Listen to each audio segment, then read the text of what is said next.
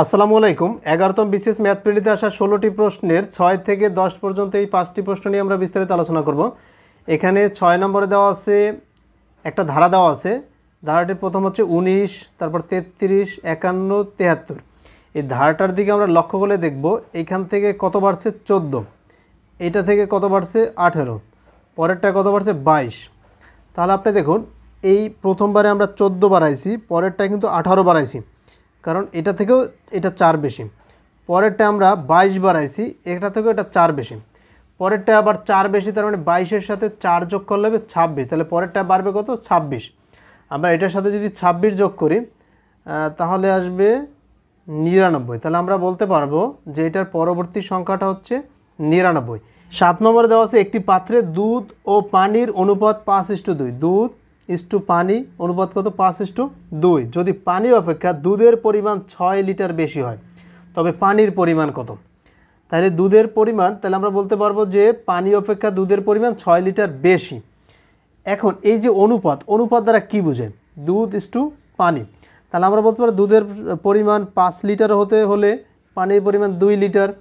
এখন এটাকে যদি 2 দ্বারা গুণ দিই তাহলে কত হবে 10, এটাকে যদি 2 দ্বারা গুণ দিই তাহলে 4, আবার এটাকে যদি 3 দ্বারা গুণ দিই এই অনুপাতটাকে তাহলে আসবে 15, পরেরটা আসবে 3 দ্বারা গুণ করলে 6, 4 দ্বারা গুণ করলে 20, আর এটা 4 দ্বারা গুণ করলে 8।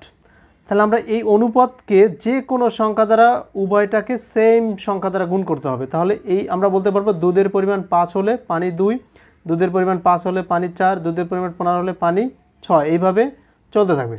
তাহলে আমরা আমাদের যেহেতু বলে দিছে যে পানির চাইতে দুধের পরিমাণ 6 লিটার বেশি, তাহলে সেটা এইটাকে ইঙ্গিত করে। এই দেখুন পানির পরিমাণ 4 হলে দুধের পরিমাণ তাহলে 6 বেশি, তার 10, এটার দুইটার পার্থক্য হচ্ছে 6। এই জন্য আমরা বলতে পারবো পানির পরিমাণ হচ্ছে 4 লিটার। তাহলে এটা সঠিক উত্তর হচ্ছে ঘ, যেখানে 4 লিটার দেওয়া আছে। 8 নম্বরে দেওয়া আছে একটি বৃত্তের ব্যাসার্ধ যদি r থেকে বৃদ্ধি পেয়ে, আচ্ছা ব্যাসার্ধ যদি r হয় তখন তার ক্ষেত্রফল হচ্ছে পাই r স্কোয়ার। এখন r থেকে বৃদ্ধি পেয়ে যদি ব্যাসার্ধ হয় r প্লাস n, তখন তার ক্ষেত্রফল কত হবে পাই r প্লাস n স্কোয়ার। তাহলে আমাদের বলছে যে ক্ষেত্রফল, তাহলে তার ক্ষেত্রফল দ্বিগুণ বৃদ্ধি পায়, তার মানে এইটার যে ক্ষেত্রফল তার চাইতে দ্বিগুণ এইটা। এখন আমরা শর্ত মতে লিখতে পারি, তাহলে এইটার চাইতে এইটা দ্বিগুণ হলে এটাকে 2 দ্বারা যদি আমরা গুণ করে দেই তাহলে এটা সমান হয়ে যাবে pi into r plus n whole square. আমরা এই উভয় পক্ষ থেকে পাই পাই কেটে দিতে পারি। এখন এইখানে আমরা যদি পাই পাই কেটে দিই, এখানে থাকবে 2r স্কোয়ার সমান r প্লাস n স্কোয়ার। এখন এইটাকে যদি আমরা হোল স্কোয়ারে নিতে পারি কীভাবে, √2r হোল স্কোয়ার, আর ওই পাশে আছে r plus n whole square. Square square কেটে দিলাম। আমরা যদি দুই পাশে স্কোয়ার স্কোয়ার কেটে দিই তাহলে থাকবে √2r সমান r প্লাস n। আমাদের টার্গেট r এর মান বের করা, তাহলে এটাও r, এটার ভিতরেও r, √2r মাইনাস r সমান n। তাহলে r কমন যাবে, থাকবে √2 মাইনাস 1 সমান n। অতএব আমরা বলতে পারবো যে r সমান n ডিভাইড বাই √2 মাইনাস 1। তাহলে আমাদের এইখানে প্রশ্ন করছে যে r এর মান কত? r এর মান হচ্ছে n বাই √2 মাইনাস 1। 9 নম্বরে দেওয়া আছে কয়ের বেতন ক্ষয়ের বেতন অপেক্ষা শতকরা 35 টাকা বেশি।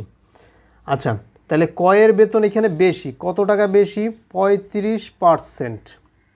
আমাদের বলছে ক্ষয়ের বেতন কয়ের বেতন অপেক্ষা কত টাকা কম। তাহলে আমাদের বের করতে হবে এই যে এটা হচ্ছে এত পার্সেন্ট বেশি কয়ের, কার অপেক্ষা? খ অপেক্ষা।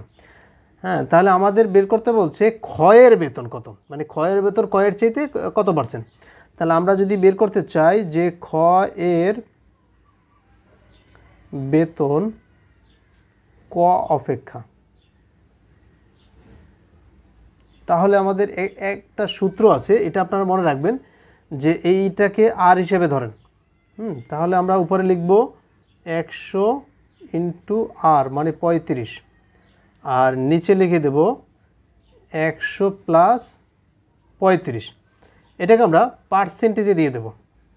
তাহলে উপরে আসবে 135 আর যদি আমরা 100 গুণ করি 35 আর 100 গুণ করলে 3500 আর নিচে আসবে 135। এই যে 3500কে 135 দ্বারা যদি আমরা ভাগ করে দেই তাহলে আসবে 25.93। তা এত পার্সেন্ট, তার মানে আমরা আমাদের ক্ষয়ের বেতন ক অপেক্ষা এত পার্সেন্ট কম। যেহেতু কয়ের বেতন বেশি তাহলে ক্ষয়ের বেতন অবশ্যই কম আসবে, তাহলে এত পার্সেন্ট কম। এটা সঠিক উত্তর হচ্ছে 25.93%। এখানে 10 নম্বরে দেওয়া আছে 10টি সংখ্যার যোগফল 462।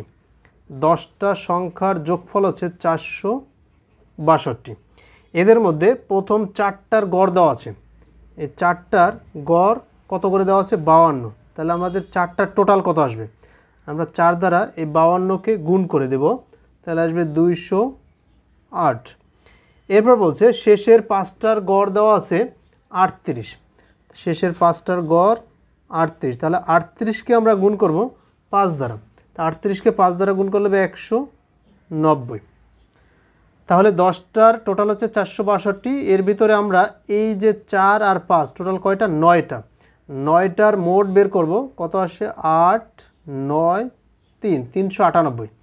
তাহলে এই 462 এইটার ভিতরে আছে 10টা সংখ্যা, আর এই 398 এটার ভিতরে আছে 9টা। আমরা যদি 9টা বিয়োগ করে দেই তাহলে বাকিটা বের হয়ে যাবে কত?